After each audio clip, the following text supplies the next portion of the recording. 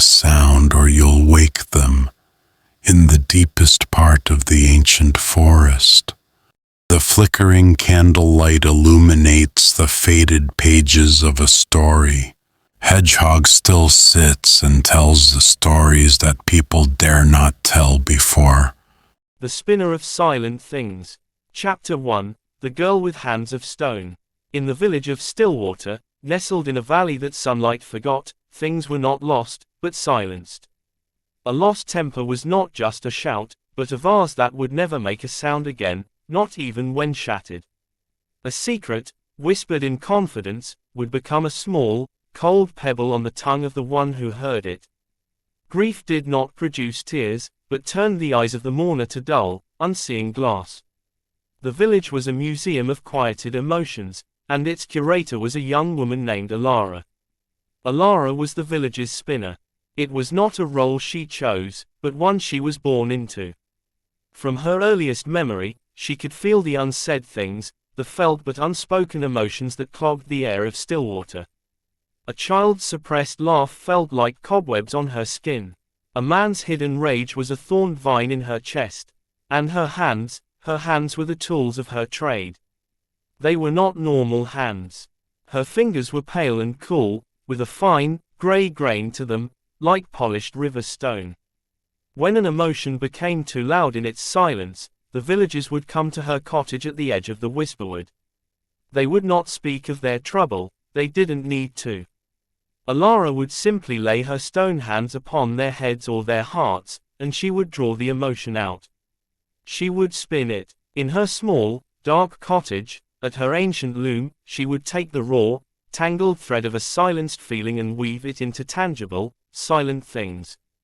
A husband's secret infidelity became a scarf of shimmering, brittle silk that would unravel if touched.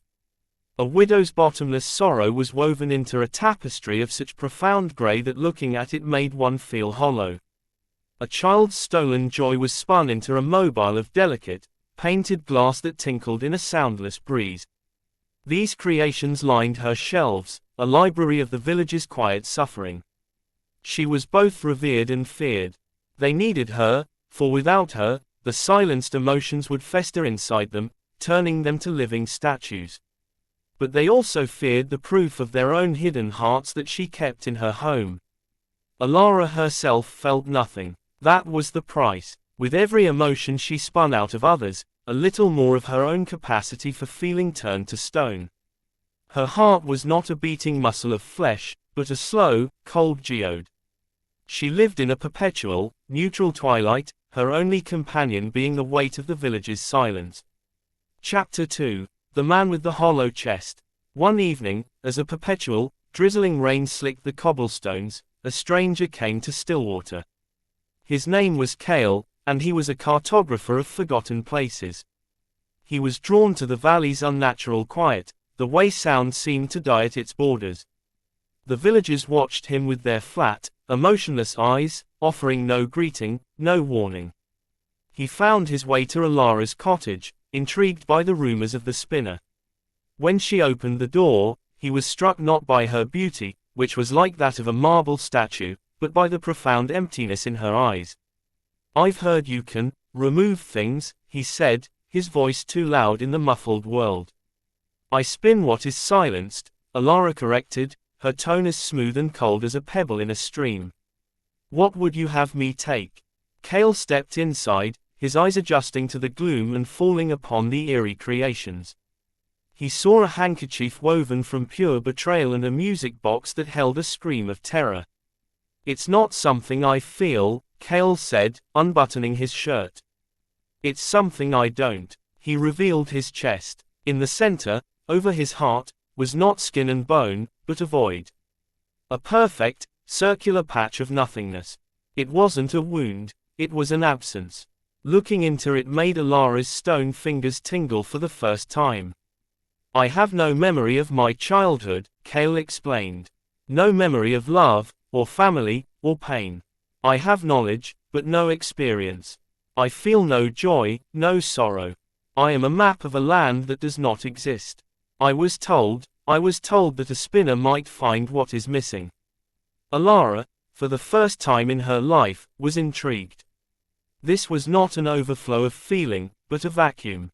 She placed her stone hands upon the hollow in his chest. A shocking cold, far deeper than her own, seeped into her fingers. But beneath the cold, she felt something else. A single, golden thread, impossibly fine and strong, buried deep within the emptiness. It was a thread of memory, but it was tied to something vast and slumbering. "I can try," she said, her voice barely a whisper. Chapter 3, The Loom of Lost Memories. That night, Elara prepared her loom. She attached the fine, golden thread she had felt within Kael. As she began to spin, she did not create a new object. Instead, the thread began to pull, to unravel. Images, not from Kael, but from the world itself, flooded into her mind. She saw a towering citadel of white spires, now crumbled to dust. She saw a king with a crown of living starlight, and a queen with eyes like molten silver. She saw a celebration, a grand ball where the music was woven from light itself. And she saw a child, a prince, laughing in a garden of crystalline flowers. Then, she saw the silence. It did not come as a plague or an invasion, but as a choice. The queen, a powerful weaver of reality, had grown weary of the court's intrigues, the constant noise of ambition and jealousy. In a moment of ultimate arrogance, she decided to create a perfect, peaceful world. She wove a great tapestry of silence, intended to absorb all negative, chaotic emotion. But the magic was too strong. It did not discriminate. It silenced everything. Joy, love, sorrow, anger, all were drawn into the tapestry. The citadel fell silent. The people turned to hollow-eyed puppets. The kingdom was erased, not from the world, but from memory itself, becoming the Valley of Stillwater. The queen, in her horror, used the last of her power to save her son. She tore a hole in the tapestry and pushed him through, into the world outside, silencing his very identity to protect him. The single golden thread was her love for him, the one thing the tapestry could not completely consume. The child was Kael, and the queen, the first spinner, the weaver of the curse, was Elara's predecessor. The role had been passed down, a sacred duty to maintain the silence, to keep the unstable tapestry from collapsing. Elara was not just a village spinner, she was the warden of a tomb, spinning the escaping dregs of emotion into harmless trinkets to keep the great silence intact. Chapter 4, The Unraveling. Elara stumbled back from the loom, the truth crashing into her stone-cold heart. The villages of Stillwater were the cursed remnants of a once great court. Their silenced emotions were the price of a queen's failed utopia. And Kael was the prince, the key to it all. She looked at Kael, who was watching her, his expression still one of detached curiosity. He felt no connection to the story she told him. The hollow in his chest remained. "The tapestry is here," Elara breathed, her stone hands trembling. "It's the sky above this valley. It's what keeps the sun away. And my trinkets, they're its anchors." To break the curse, she would have to unspin the tapestry. But to do so would release centuries of pent-up, tangled emotion all at once. It would not be a return to life, but a cataclysm of feeling that would likely destroy everyone in the valley. "You have a choice, Warden," a voice echoed in the cottage. It was the loom itself, the consciousness of the first queen, bound to her creation. "Maintain the silence. It is a half-life, but it is order. Or unravel it, and let chaos reign. There is no happy ending in that thread." Kael looked from the loom to Elara. "What do you feel?" he asked her, the question a clinical one. Elara looked at her stone hands. She thought of the hollow villages, the library of suffering in her cottage, her own geode heart. This was not peace. This was a slow, quiet death. And she realized, with a jolt, that the thought of it made her feel something, a sharp, hot sliver of anger. A sliver that found a crack in her stone heart. "I feel," she whispered, "that it is better to be shattered by truth than to remain whole in a lie." Chapter 5, The Symphony of Broken Glass. She knew she could not simply destroy the tapestry. It had to be transformed. It had to be felt. She went to her shelves and began to gather her creations. The scarf of betrayal, the tapestry of sorrow, the mobile of stolen joy. She brought them outside, into the central square of Stillwater, Kael following behind. The villagers gathered, drawn by a strange tension in the air. Elara did not use her hands to silence. For the first time, she used them to speak. She pressed her stone fingers against the scarf of betrayal. Instead of absorbing it, she pushed her own newfound sliver of anger into it. The scarf turned black and sharp, and the man whose infidelity had created it suddenly gasped, a wave of his own long-suppressed guilt and shame crashing into him. He fell to his knees, weeping real, hot tears. One by one, Elara touched her creations, not to spin, but to unspun. She poured the tiny, growing flicker of her own feeling into them, acting as a conduit. The tapestry of sorrow unleashed a wave of grief so potent it was a physical wind, rustling through the crowd.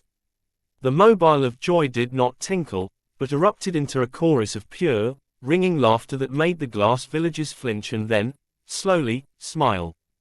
The sky above them, the great tapestry of silence, began to writhe.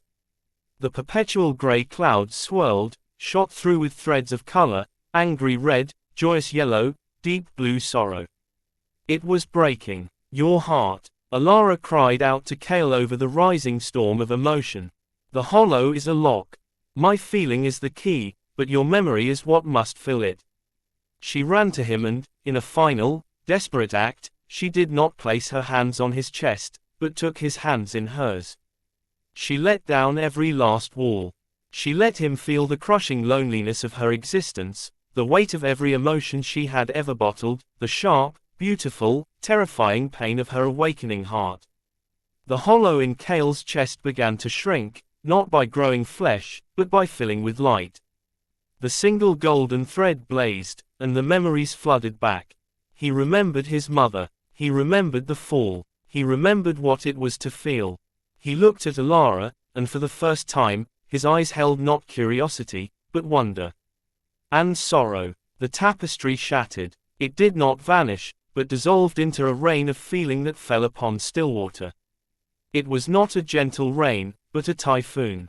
The villagers screamed, laughed, raged, and mourned, all at once, a cacophony of life returning after a long winter. The sound was deafening, glorious, and terrible.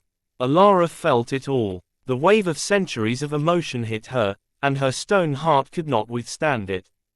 It cracked, not with a sound, but with a feeling. A final, profound surge of everything.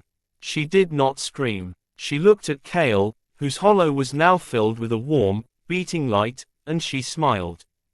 Then, she shattered. Her body, from her stone hands to her geode heart, fractured into a million pieces of smooth, grey stone, falling to the ground in a heap. Epilogue. The Garden of Feeling. The valley of Stillwater was no longer still. The sun shone brightly on a village that was now loud, messy, and vibrantly alive. People felt deeply, argued passionately, and loved fiercely. They built a new life from the ruins of the old. In the center of the village square, they did not build a statue. Instead, they made a garden. They took the pieces of Elara, the smooth grey stones that were once her body, and used them to line a path. In the center of the garden, Kael planted a single, golden-flowered vine that grew from the spot where she fell. The vine was never silent. In the wind, its leaves whispered with the echoes of all the feelings she had ever spun. Sometimes it sounded like laughter, sometimes like sobbing. It was a beautiful, sad, and living thing. Kael stayed, not as a prince, but as the village storyteller.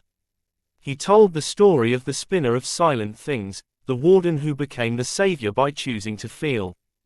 And he would often walk the stone path in the garden, feeling the cool, smooth rock beneath his feet, a constant reminder that some silence is a prison, and some shatterings are a beginning. For in the cracks of broken things, life always finds a way to grow. If you feel a chill down your spine, don't worry. They're just standing behind you, listening with you. Thank you for daring to enter the world of fairy tales of Nim. We'll see you again next night, if you're still around.